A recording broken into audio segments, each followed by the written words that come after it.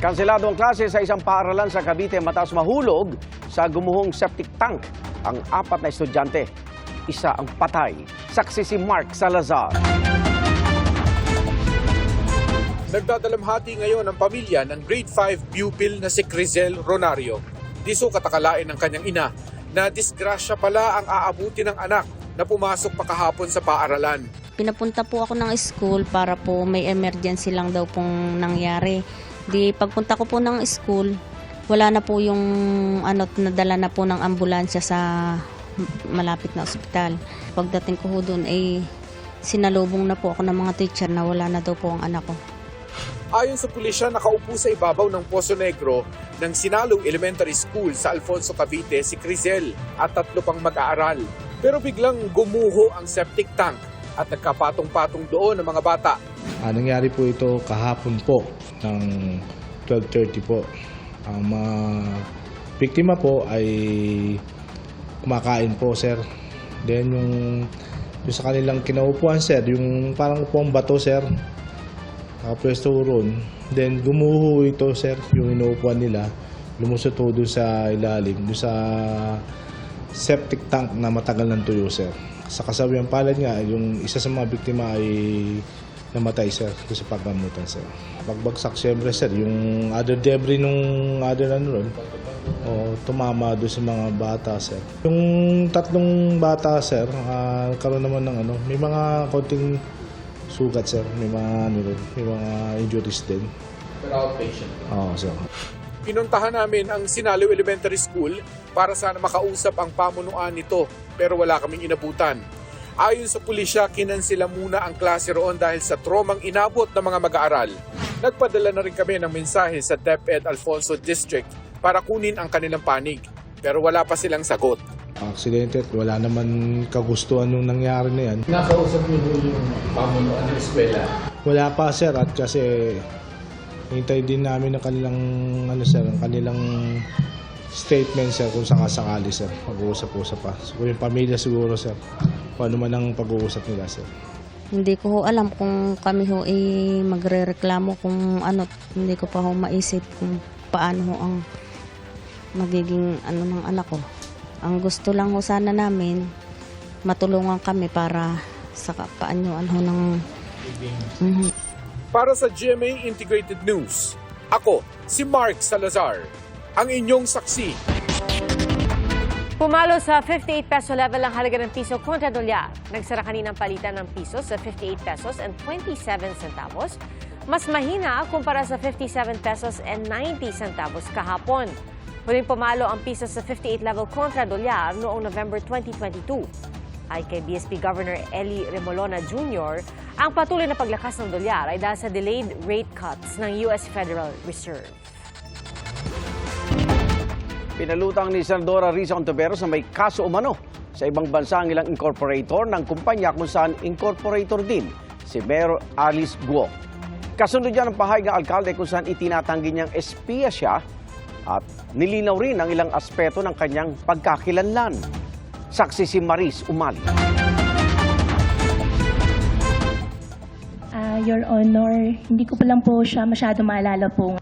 Ang ganitong sagot ni Bamban Mayor Alice Guo sa tanong ng mga senador tungkol sa detalye ng kanyang pagkatao, ipinaliwanag niya sa inilabas na pahayag sa kanyang social media page.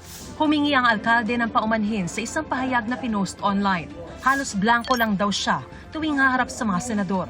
Traumatic daw kasi ang mga tanong sa Senate hearing tungkol sa kanyang pagkakakilanlan dahil sasariwain umano nito ang sugat ng kanyang kamusmusan.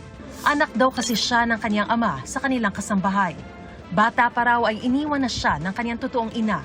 Pinalaki raw at itinago siya sa hog farm. Iniwas daw siya sa mga bagay na magbibigay sana ng kanyang pagkakakilanlan. Yan daw ang dahilan kaya halos wala siyang matandaang karanasan. Giniit niyang totoong home tutored siya at walang papel o diploma ng isang formal na edukasyon. At totoo umanong nalaman lang niya ang pangalan ng kanyang ina nang iparehistro ang kanyang kapanganakan nung teenager na siya. Ang pag-iwas umano niya sa mga tanong ay dahil ayaw na niyang makaladkad ang 70 anyos na ama sa issue. Sa parehong pahayag ay tinanggi ni Guo na may kinalaman siya sa niraid na pogo sa Bamban. Hindi umano siya protektor o nasa likod ng iligal na operasyon nito. Hindi rin daw siya espiya ng alinmang bansa. Sabay pagtitiyak sa mga kababayan na siya'y tunay na Pilipino. Bilang alkalde, wala umano siya natanggap na ulat tungkol sa mga iligal na gawain ng Pogo bago ito i-raid. Pero ipinunto niyang lisensyado ito at may opisina ang PAGCOR sa Pogo compound.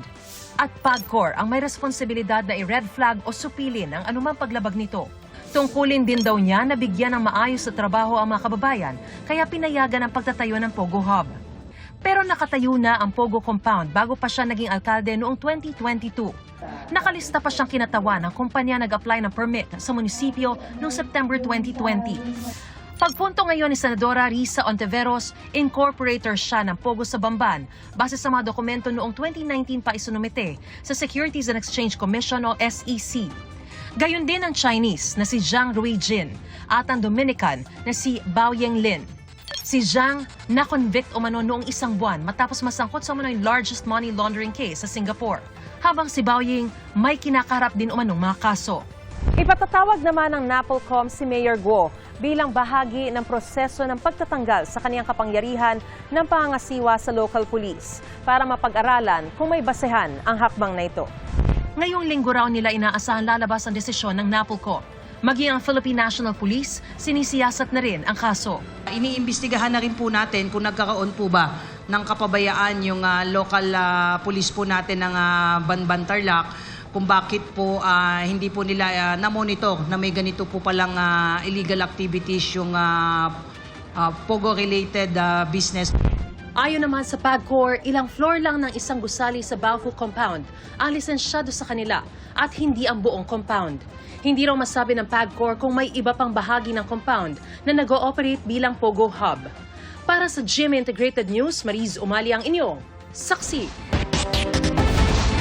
Upos ng sigarilyo ay tinuturong sanhi ng sunog na tumubok sa 19 na sasakyan sa NAIA Terminal 3 parking lot itong Abril, batayan sa investigasyon ng Bureau of Fire Protection.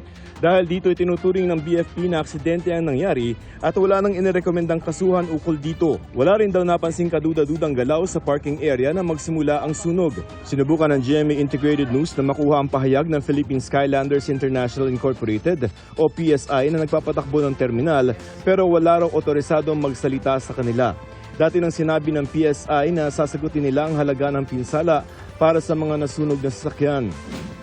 Panukalang amyendahan ng Rice Tarification Law lusot na sa huling pagbasa sa Kamara sa boton 231, 3 at 1. Isa sa layo nito ay para maibalik sa National Food Authority ang kapangyarihang magbenta ng bigas sa merkado para mapababa ang presyo nito. Kailangan magpasa ng kahalintulan na panukala sa Senado bago ito maipadala kay Pangulong Marcos para mapirmahan.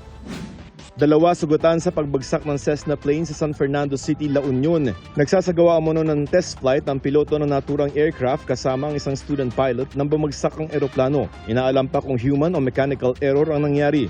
At para maiwasan ang pagkalat ng langis mula sa bumagsak na aircraft, naglatag ng oil spill boom ang PCG. Wala pang pahayag ang may-ari ng Cessna plane. Para sa GMA Integrated News, Joseph Morong, ang inyong saksi.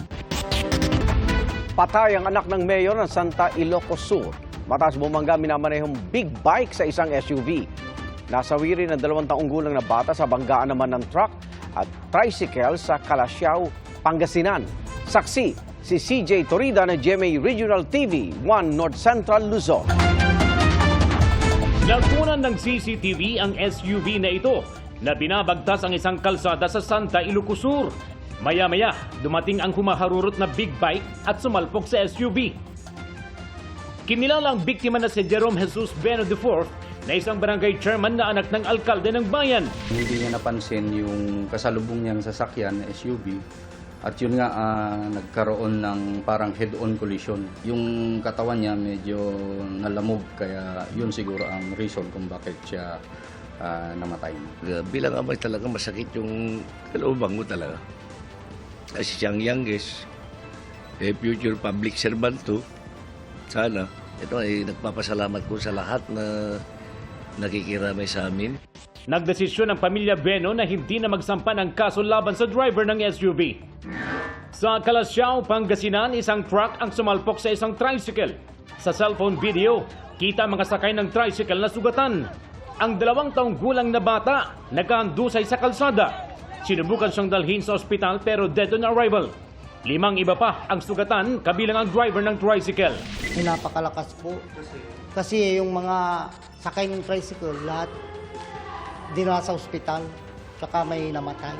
Nayupi yung sasakyan ng tricycle. Hindi ko alam kung sinong may kasalanan. Ayon sa pulisya, nag-overtake ang driver ng tricycle na ama ng biktima. Paparating naman yung isang truck galing dito sa Calasiao. Hindi na control ng manibela ng tricycle. Sumalpok, nagkasalpukan sila. Head on, face-to-face ang nangyari kasi lumusot siya sa e-bike. Tumanggi nang magbigay ng pahayag ang pamilya ng biktima. Nakatakda raw mag-usap ang pamilya ng biktima at driver ng truck. Sa Bantay, Ilocos Sur, nakunan na natumba at nadulas ang isang motorsiklo at saka sumalpok sa van. Sugatan ng rider, naligtas na ang lagay. Yung preno na, gapo siguro di taray ken galis ti kalsada. Isu deji nga na balittad idim ko kumainod deti National Highway taagsik ko iti Kanigid. Dapat haan nga mapangamin ko ma iti outer lane bago na nga isik ko. Lumapan man iti outer lane, siguradun na kumanga clear dajay likod na. Para sa GMA Integrated News, CJ Torida ng GMA Regional TV, 1 North Central Luzon, ang inyong saksi.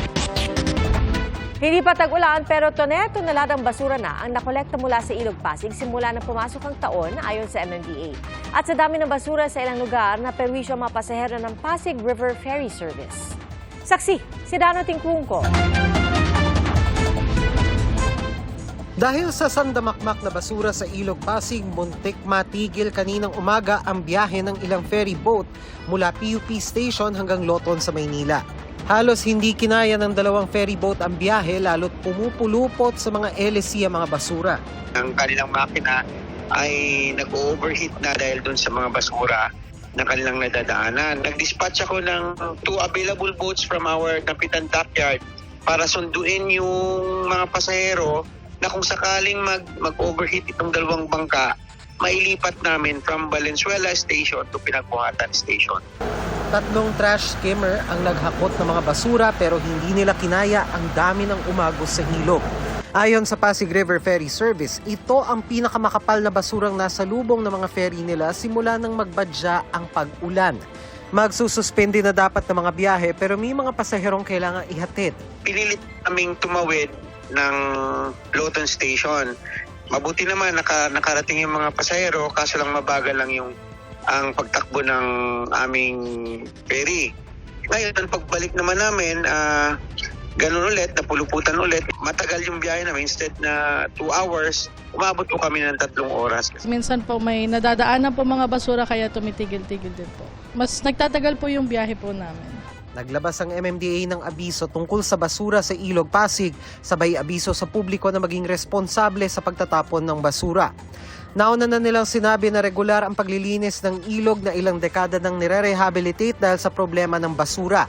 Pero simula nang pumasok ang taon, umabot na sa 151 cubic meters o katumbas ng 53 tonelada ng basura ang nakolekta sa kahabaan ng Ilog Pasig ayon sa MMDA. Bandang alas 4 ng hapon, mas maaliwalas na ang lagay ng ilog sa bahagi ng Lambingan Station sa Santa Ana, Maynila. Iwasan po nila yung pagtatapon ng basura po sa ilog kasi po nagkakos din po siya ng delay din po kapag bumabiyahe po yung ferry boat po, ganun po. And then, yung ilog po, bumabaho po. Kapag bumababa po kasi yung tubig, dumilitaw po yung mga basura, yung amoy po ng ilalim po ng ilog, lumalabas po kaya mabaho rin po. Nito lang Enero, inilunsad ang proyekto ng gobyerno na Pasig Bigyang Buhay Muli. Layo nitong magsilbing green corridor ang ilog at magkaroon ng ligtas na lakaran at bikeway sa paligid nito, gayon din ang mga parke at commercial establishments. Para sa GMA Integrated News, Dano Tingkungko ang inyong saksi. Mga kapuso, sama-sama tayong maging saksi. Mag-subscribe sa GMA Integrated News sa YouTube at para sa mga kapuso abroad, samahan niyo kami sa GMA Pinoy TV at sa www.gmanews.tv.